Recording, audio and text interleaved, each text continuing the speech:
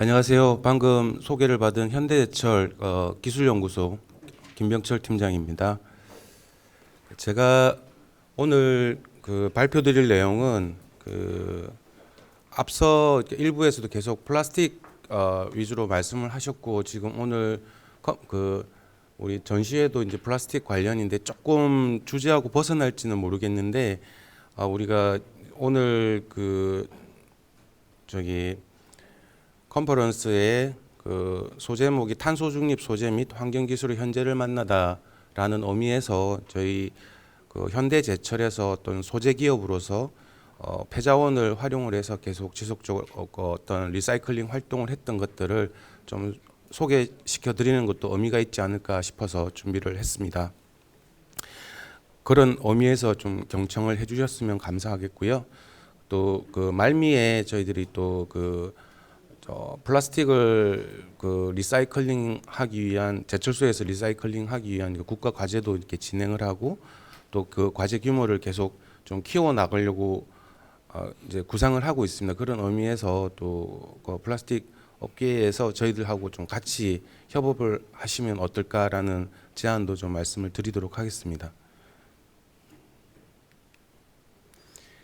예, 오늘 일단 탄소 중립 관련해서 간단하게 인트로덕션을 말씀드리고요.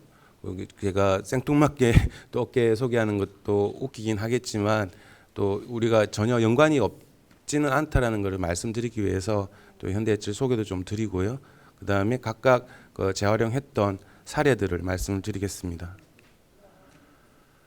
네, 탄소 중립은 뭐 여러분 다 아시겠지만 거스를 수 없는 어떤 메가 트렌드로 이제 정착을 했습니다. 이제 어떤 자본의 재분배 자체도 어떻게든 자탄소로 이제 이동을 하고 있고요. 그렇게 해서 뭐 여러분들 잘 아시지만 뭐 R200이라든지 이런 다양한 정책들도 나오고 있고요. 뭐 아직까지는 기업 이미지 개선 차원에서 그린워싱을 많이 하기도 하는 것 같습니다.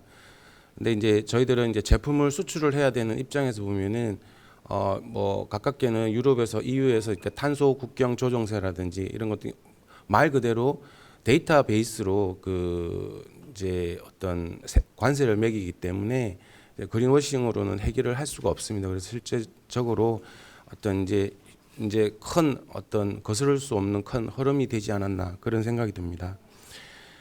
네, 우리 철강 산업이 굉장히 오래됐습니다. 철강 산업이 정말 오래됐는데 지금 저희들이 굉장히 큰 도전에 직면해 있습니다. 과거에 뭐 3,500년, 뭐 4,000년 정도 아주 서서히 변화가 이루어져 왔는데, 향후 30년에서 50년 사이에는 그 4,000년 동안 진행되어 왔던 변화보다 더 급진적으로 변화가 좀 이루어져야 될 것 같고요. 지금 저희들이 수소 그리고 어떤 바이오적인 측면 이런 개념으로 친환경 제철을 저희들이 좀 고민을 좀 해야 되고, 그를 통해서 저희들이 이제 살아남는 고민들을 좀 해야 될 것 같습니다. 네, 현대제철은요 현대자동차 그룹에 소속되어 있고요. 그 중에 여기 나와 있는 우리 철강에 들어가 있습니다. 여러분들 잘 아시겠지만 현대차, 기아차, 현대모비스, 현대제철, 이게 현대자동차 그룹의 핵심 4개 회사가 되겠습니다. 네, 현대제철은 여러분들 아시는 포스코보다 더 일찍 설립이 됐습니다. 다만 포스코는 고로를 가동을 하고, 현대제철은 53년도에 전후 대한민국 재건을 위해서 전기로 고철을 녹여서 쇠를 만들기 시작을 했고,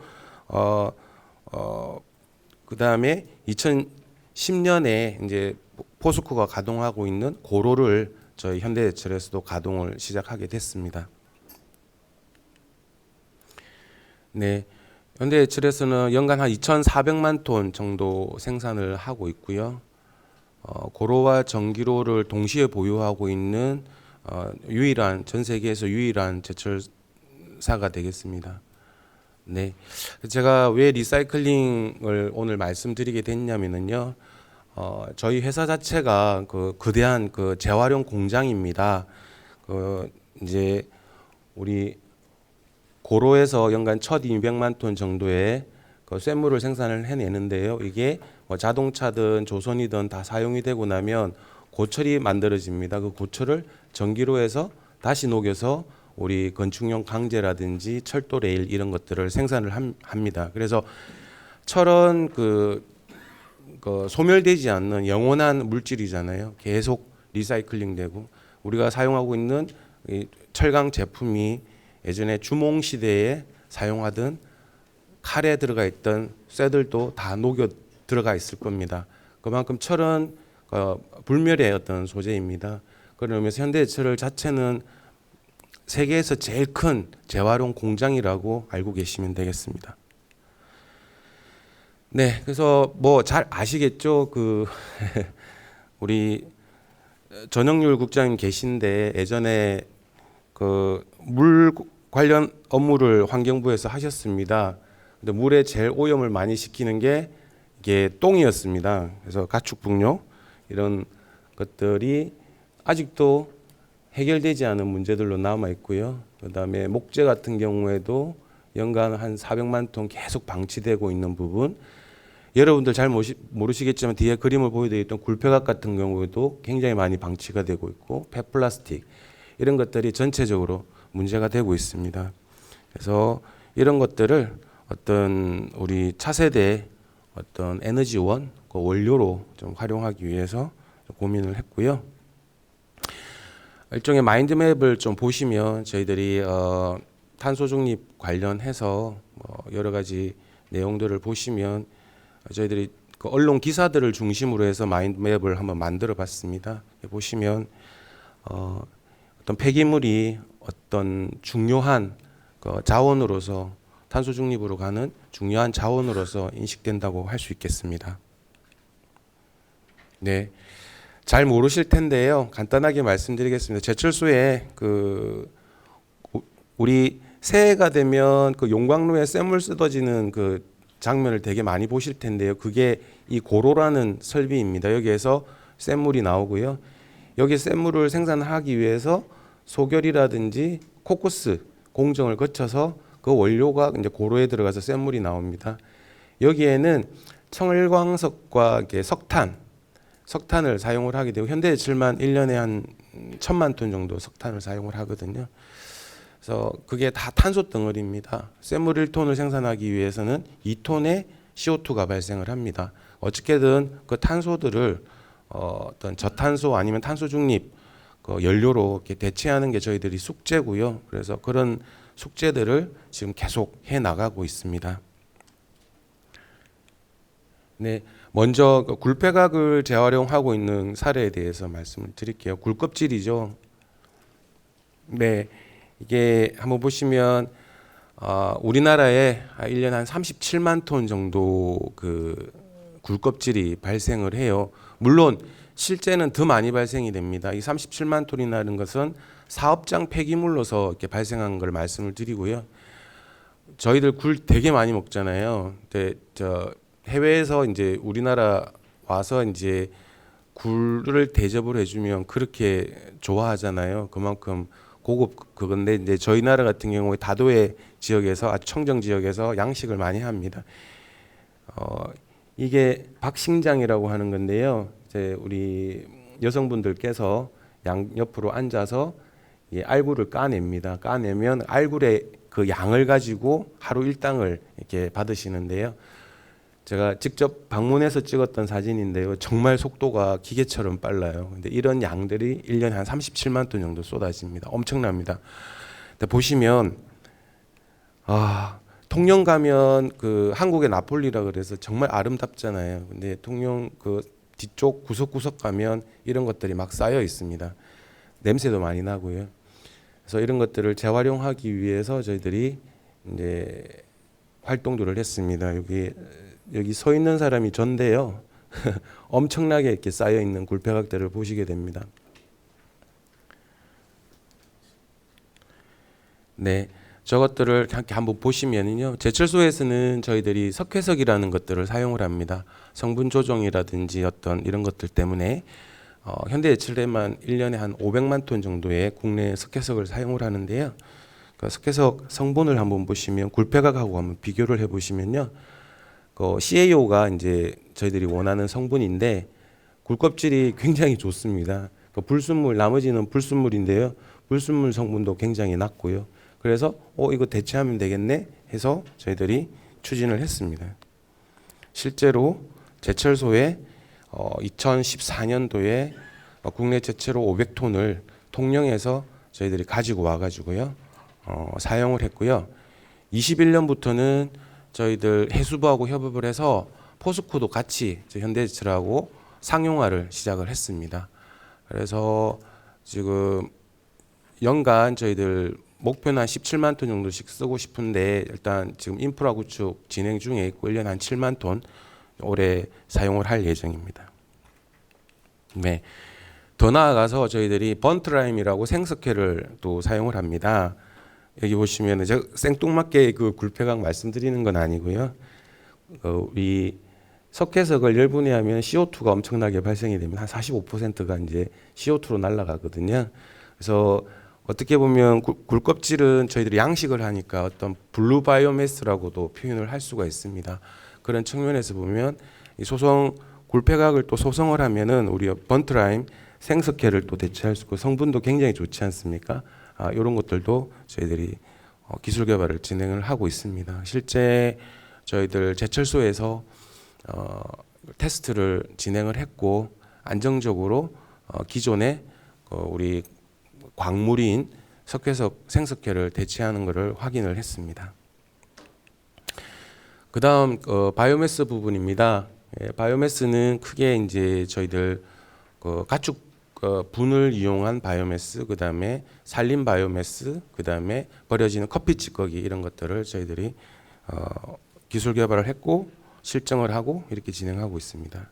네, 저희들 국내에서 발생하는 다양한 바이오매스들을 좀 검토를 했습니다. 실제 저희들이 40여 가지 정도를 검토를 했었는데 이거는 일부일 뿐이고요.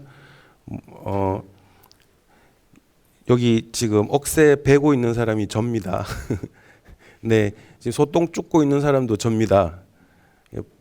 네, 이런 것들을 다 검토를 했고요. 근데 산업적으로 사용이 되려면은 어떤 수급이라든지 이런 것들, 그다음에 발생량 이런 측면에서 굉장히 안정적이어야 되기 때문에 아까 말씀드렸던 우분, 그다음에 우드 펠렛, 그다음에 커피박 이런 것들을 또 중심으로 연구를 진행을 했습니다. 네, 우분 같은 경우에는 지금 한국 저기 동서발전의 김남현 부장님도 계신데 예전에 많이 하셨는데요. 네, 현대제철에서는 석탄을 대체해서 저희들이 좀 했고요. 굉장히 잘 타는 것도 확인을 했고요. 열량은 좀 낮지만 연소성이 좋아서 충분히 대체가 가능하겠다 해서 좀 진행을 했던 일들이고요. 네, 이거는 이제 제가 테스트를 위해서 직접 연료를 만들었습니다. 그때 당시에 전영률 국장님께서 지원을 많이 해주셨습니다. 해서 실제 이 것들을 건조시켜서 제철소로 이렇게 들여왔거든요.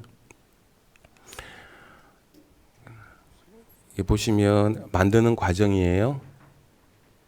그냥 아무 바인더나 이런 거 없이 생분을 가지고 저렇게 펠렛 형태로 이렇게 연료를 만들어서 건조시켰습니다. 지금은 이제 자동으로 하죠, 당연히. 네, 저렇게 건조시켜 가지고 생산을 했고요. 이제 연료가 되면 펠렛을 이제 고로에 투입을 해야 되는데 이게 고체 상태로 잘 배출이 되는지 사일로에서 배출이 되는지 테스트를 저희들이 진행을 했었습니다. 석탄과 똑같은 그런 상태로 배출이 잘 되는 것들을 확인을 했고요. 네, 실제 세계 최초로 네, 저희들 고로 2개 동시에 그 테스트를 진행을 좀 했고요. 굉장히 안정적으로 취입이 잘 됐고, 그 다음에 조업에도 이렇게 문제 없는 것들을 확인을 했습니다. 그때 했던 상황을 동영상으로 한번 보시겠습니다.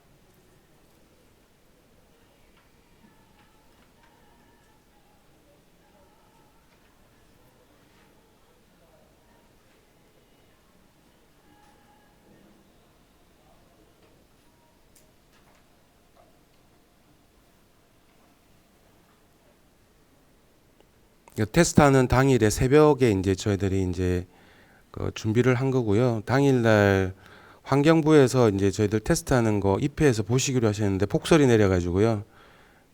그때 못 오셨던 기억이 납니다.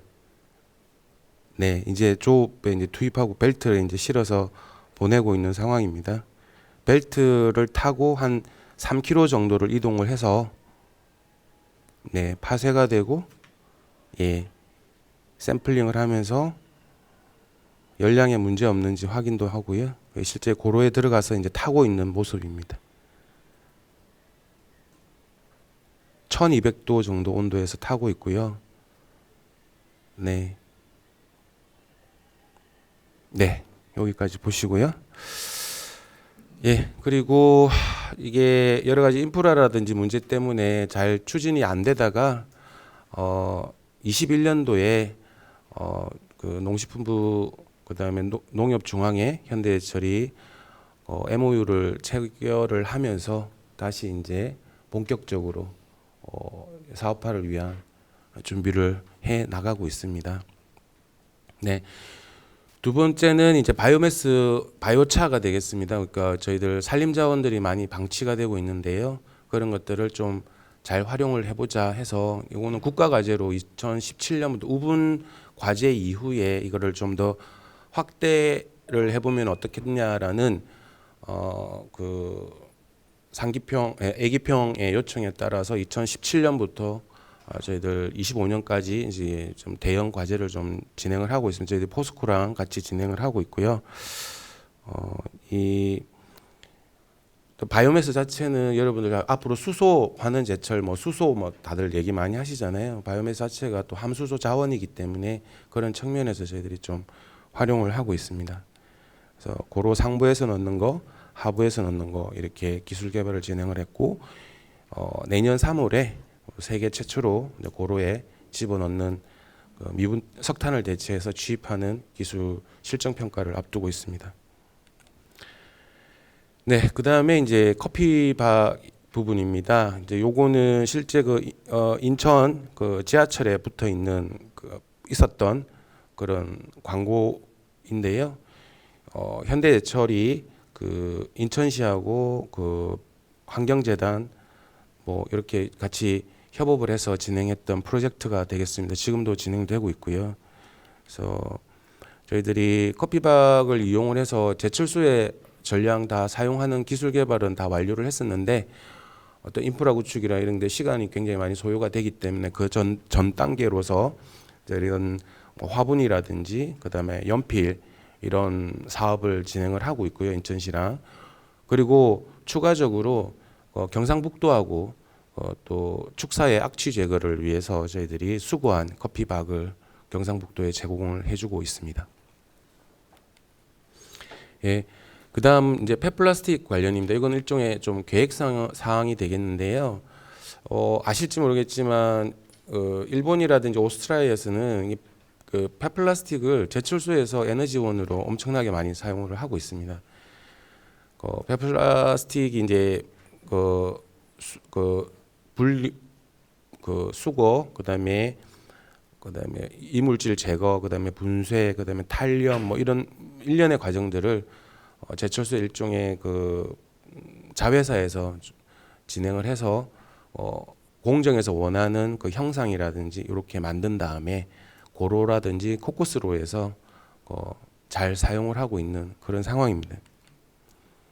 이게 저희 나라 같은 경우에는 환경법 자체가 이런 제철소에 활용할 수 있는 어떤 그런 지원이 좀 안 되고 있는 부분이 좀 있습니다. 그래서 그거는 저희들이 계속 어떤 정책 건의를 통해서 현실화될 수 있도록 그런 정부에서 당연히 이제 폐플라스틱 재원에 대한 고민을 많이 하고 계신 것도 알고 있고요. 좀 그런 것들도 저희들이 국가 과제를 하면서 좀 건의를 해 나가고 좀 현실화될 수 있도록 하고 싶은 게 저희들 바람이고요. 그래서 일본 같은 경우에는 우리가 다양한 플라스틱을 재활용을 하려면 염소 성분 이런 것들에 대한 제한들이 많이 있기 때문에 그런 기술 개발도 좀 병행을 해서 진행을 해야 될 것 같습니다. 일본 같은 경우에는 JFP 스틸과 그다음에 일본 제철 여기에서 고로 코코스로 해서 24만 톤 정도 연간 재활용을 하고 있어요. 그리고 오스트리아 아까 말씀을 드렸는데 오스트리아도 유럽에서는 유일하게 잘 재활용을 하고 있고요. 재활용하기 위해서 정부에서 또 많은 정책적 그다음에 또 비용적 지원을 좀 해주고 있습니다. 그래서 우리 뭐 국가적으로 미세 플라스틱 문제 이런 게 좀 국제적 이슈로 계속 부각이 되고 있는데요. 뭐 오늘 그 그린 뭐 플라스틱 이런 부분은 아주 좋은 방향으로 가고 있는데 기존에 저희들 재활용 힘든 이런 플라스틱은 또 제철소나 이런 데서 활용을 하면 어떨까라는 의미에서 말씀을 드립니다. 그리고 저희들이 이 폐플라스틱을 활용을 해서 그 저희들 제철소에서 쓸 수 있게끔 기술 개발을 정부 과제로 이제 4월부터 시작을 하게 되어 있습니다. 그런 측면에서 저희들이 아까 여기 전시하는데 내려가서 그 그림 바이오 그 플라스틱 그 소재에 대해서 저희도 구경도 하면서 또 샘플도 좀 얻고 이렇게 했었는데요. 또 그런 자체가 폐기물이 발생을 한다면 또 제철소에서 사용하면 굉장히 친환경적인 석탄 대체 물질이 아닐까 이런 생각이 있어서 나중에 저희들이 좀 협조를 좀 많이 구해야 될 것 같습니다. 같이 좀 이런 국가 과제든 같이 하면 어떨까 싶어서 좀 제안을 드립니다. 네, 그런 의미에서 아까 이제 좀 요약을 드리면요, 저희들 그 굴껍질 폐각을 저희들 이제 상용화해서 잘 사용을 하고 이거는 세계 최초라고 보시면 되고요. 커피 찌꺼기도 저희들 잘 이제 활용을 하고 있고요. 그 다음에 우분 같은 경우에도 아까 말씀드렸지만 저희들 이제 시범 사업을 지금 진행을 하고 있고요. 그래서 어떤 친환경 제철소가 좀 될 수 있도록 이렇게 노력을 하고자 합니다. 한 가지 좀 말씀을 드리고 싶은 게 어떤 그 우리가 이 리사이클링 재활용 이런 측면에서 좀 보면은 하나의 산업군에서만 아니면 하나의 그 회사에서만 해결해 간다 그러면 잘 안 될 것 같아요. 그래서 다양한 어떤 우리 C&D 측면에서 생각을 한다 그러면 뭐 예를 들면 저희 제철소에서 나오는 폐기물인 슬래그를 우리 시멘트 회사에서 엄청나게 가져갑니다. 그것을 시멘트 원료로 사용을 하고 있고요. 슬래그입니다. CaO, SiO2 뭐 이런 철분 이런 것들이 들어 있고요. 정유 공장에서 나오는 그 페트롤리움 코크라든지 아스팔템 피치 정도는 제철소에서 석탄 대체 원료로 이렇게 사용할 수 있고요. 뭐 우리 소부장 관련해서 반도체 얘기 많았었는데 또 반도체에서 불산 폐기물 이런 것들도 또 적절하게 다 재활용이 가능하고요. 또 아까 뭐 가축분 가지고 제철소 연료로 활용하고 굴껍질도 활용하고 이렇게 이런 좀 우리가 연결의 의미로 좀 생각을 하게 되면은 더 많은 그 어떤 자원의 어떤 폐기물의 재활용이라든지 그 탄소 중립으로 한 걸음 더 빨리 가지 않을까 이렇게 생각을 하고 있습니다. 우리 그 그린 플라스틱 그 연합 홈페이지 들어가면은 그 6R 이렇게 있더라고요. 저는 예전에 이제 4R이라고 많이 이제 얘기를 했었는데 6R이 있더라고요. 그래서 점점 더 고민을 더 하다 보니까 우리가 이 리퓨즈가 또 제일 먼저 생각해야 될 부분이고 리퓨즈, 리싱크, 그다음에 리페어 이런 부분까지 생각하면 앞으로 우리 어떤 소재의 어떤 재활용이라든지 에너지 회수 이런 측면에서 9R 정도로 좀 생각을 해서 앞으로 지속적으로 기술 개발 그다음에 상용화 이렇게 하면 어떨까 이런 말씀을 드립니다. 네, 오늘 3월 15일인데요. 곧 오늘이 저기 목포에 여수에 진달래하고 개나리가 피는 날이라고 합니다. 곧 또 벚꽃도 필 텐데요. 또 행복한 봄 맞으시기 바랍니다. 감사합니다.